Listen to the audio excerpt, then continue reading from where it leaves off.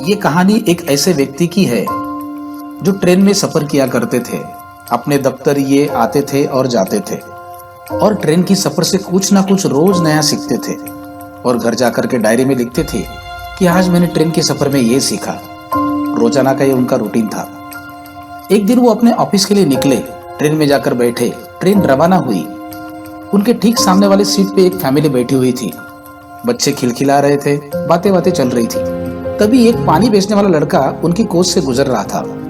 वो जोर जोर से आवाजें दे रहा था।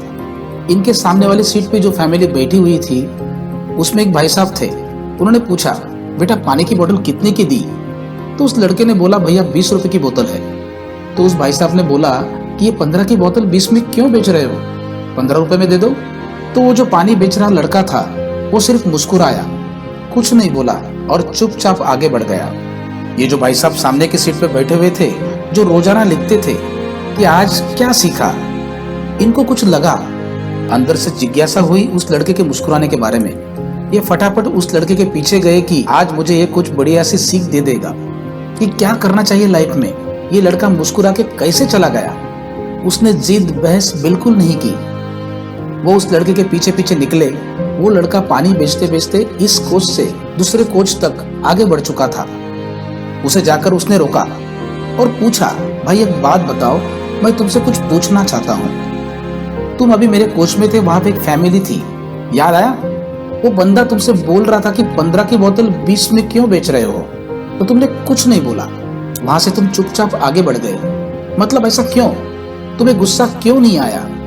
तुमने क्यों नहीं कहा कि एक गरीब आदमी से 2-5 रुपए के लिए क्यों जिद कर रहे हो भाई साहब? तुम कुछ तो बोलते।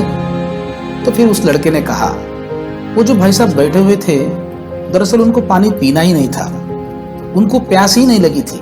तो ये जो बंदा था जो रोज लिखता था उसने पूछा, अरे भाई तुम्हें कैसे पता चल गया कि उनको प्यास नहीं लगी थी?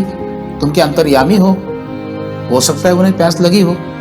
तो फिर से लड़के ने बोला, उन्हें प्यास नहीं लगी थी। जिसको प्यास लगी रहती है वो पहले पानी की बोतल लेता है, उसे पीता है और उसके बाद में दाम पूछता है और पैसे दे देता है। वो फालतू की जिद बहस नहीं करता। उस लड़के ने जब ये जवाब दिया तो उन्होंने उसे सुना और घर जाकर के डायरी में बहुत कुछ लिख डाला। इन्होंने लिखा, जिंदगी में अगर हमने गोल बना लिया है, अगर हमारे माइंड में कुछ बात फिक्स हो चुकी है तो हम फालतू के वाद विवाद में नहीं पड़ेंगे।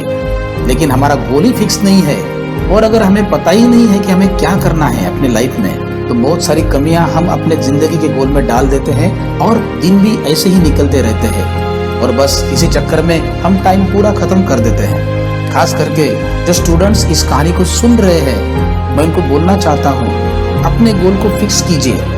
अगर आपके माइंड में आपका गोल फिक्स नहीं है, आप वो 3-4 ऑप्शंस में उलझे रहेंगे, साल पर साल निकलते चले जाएंगे और उसके बाद में आपको महसूस होगा कि टाइम तो तब था, तब तो बस उलझे हुए थे लाइफ में।